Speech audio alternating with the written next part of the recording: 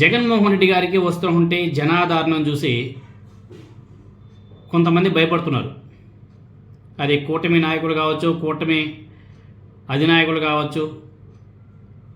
ఎందుకంటే జగన్మోహన్ రెడ్డి గారు ఎక్కడికి వెళ్ళినా సరే ప్రజలు అట్లే అసలు ఆ జనాన్ని చూస్తే ఒక్కోసారి మనకే పిచ్చలేసిపోతుంది, షాక్ అయిపోతాం.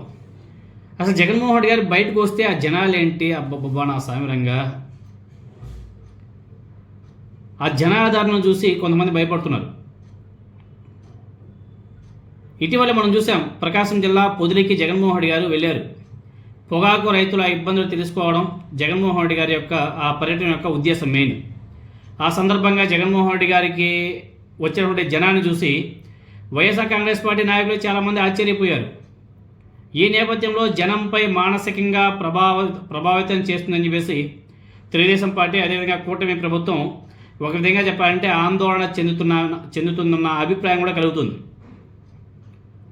పల్నాడు పోలీసులు రీసెంట్గా కొన్ని షరతులు విధించారు. ఆ షరతులు విధించినటువంటి వ్యవహారం చూస్తుంటే జగన్మోహన్ రెడ్డి గారిని చూస్తే నిజంగానే వారు భయపడుతున్నారని చెప్పేసి చాలా స్పష్టంగా అర్థమవుతుంది. ఎందుకంటే ఈ నెల 18వ తేదీన పల్నాడు జిల్లాలో వైఎస్ జగన్మోహన్ రెడ్డి గారు పర్యటించబోతారు. సత్తెనపల్లి నియోజకవర్గంలో జగన్మోహన్ రెడ్డి గారు పర్యటించి అక్కడే ఒక వైఎస్ఆర్ కాంగ్రెస్ పార్టీ కుటుంబాన్ని పరామర్శించబోతాడు. ఈ సందర్భంగా జగన్మోహన్ రెడ్డి గారి షెడ్యూల్ని పర్యవేక్షించే వైఎస్ఆర్ కాంగ్రెస్ పార్టీ నాయకులకు కూటమి పోలీసులు షరతులతో కూడినటువంటి నోటీసులు ఇచ్చారు. ఆ కండిషన్ చూస్తే ఆశ్చర్యపోతాం. గతంలో ఎప్పుడు కానీ లేదు, ఎవరు కూడా లేవు ఆ విధంగా కండిషన్స్ పెట్టి అబ్బో నా సామాన్యంగా ఒక నోటీస్ ఇచ్చారు వైఎస్ఆర్ కాంగ్రెస్ పార్టీకి. ఆ కండిషన్స్లు ఏమున్నాయంటే, జగన్మోహన్ రెడ్డి గారి పర్యటనలో ఎంతమంది జనాలు పాల్గొంటారు, ఎలా చెప్తారు చెప్పండి? ఇది ఏమన్నా సరే క్వశ్చనేనా? దీనికి జవాబులు వస్తాయా? సమాధానాలు ఎలా చెప్పగలరు? ఎంతమంది వస్తారంటే ఎలా చెప్పగలరు? ప్రజలు వాళ్ళంతటగా వాళ్ళే ఇండిపెండెంట్గా పరిగెత్తుకుంటూ పోతుంటారు జగన్మోహన్ రెడ్డి గారిని చూడడానికి, కలవడానికి. అలాంటి ప్రదేశంలో జగన్మోహన్ రెడ్డి గారి పర్యటనలో ఎంతమంది జనాలు వస్తారంటే అసలు దానికి నో ఆన్సర్. ఇంకా సెకండ్, ఎన్ని వాహనాలు వస్తాయి? ఈ వివరాలతో పాటు చాలా అంశాలని పోలీసులు ఆ నోటీసులో పొందుపరచడం జరిగింది. ఈ షరతుల్ని చూసి ప్రతి ఒక్కరు కూడా షాక్కు గురయ్యారు. అటు వైఎస్ఆర్ కాంగ్రెస్ పార్టీ వాళ్ళు కూడా ఇదేంద్రా, ఇది విచిత్రం, గతంలో ఎప్పుడూ లేదు, కొత్త సాంప్రదాయం తీసుకొచ్చారు మళ్ళీ వీళ్ళని చెప్పేసి వాళ్ళు కూడా ఆశ్చర్యపోయారు. తర్వాత ఒకవేళ సామాజిక శాంతి, అత్యవసర పరిస్థితి, ప్రజా భద్రతకు భంగం కలిగించే ఏదైనా ఇతర సమస్య ఆధారంగా పర్యటనను రద్దు చేయొచ్చు అని చెప్పేసి అందులో పోలీసులు పేర్కొనడం జరిగింది.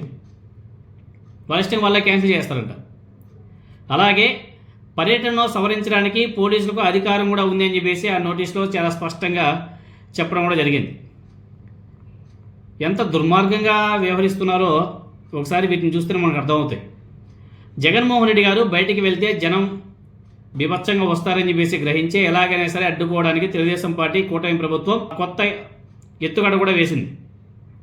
ఇలాంటి చౌకబారు చర్చలతో జగన్మోహన్ రెడ్డి గారికి మరింత మైలేజ్ పెంచేదే తప్ప తగ్గించేది ఉండదు. అదొకసారి కూటమి ప్రభుత్వ నాయకులు గ్రహిస్తే చాలా మంచిది.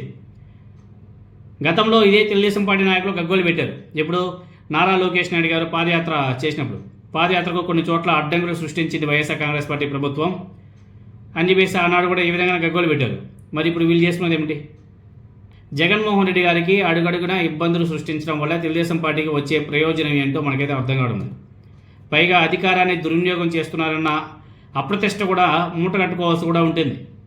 ఇవన్నీ తెలియనివి కాదు, అన్నీ తెలిసినప్పటికీ చేతిలో అధికారం ఉండడంతో దాన్ని ఏదో ఒక రకంగా ఉపయోగించకపోతే మనశ్శాంతి ఉండదు వాళ్ళకి.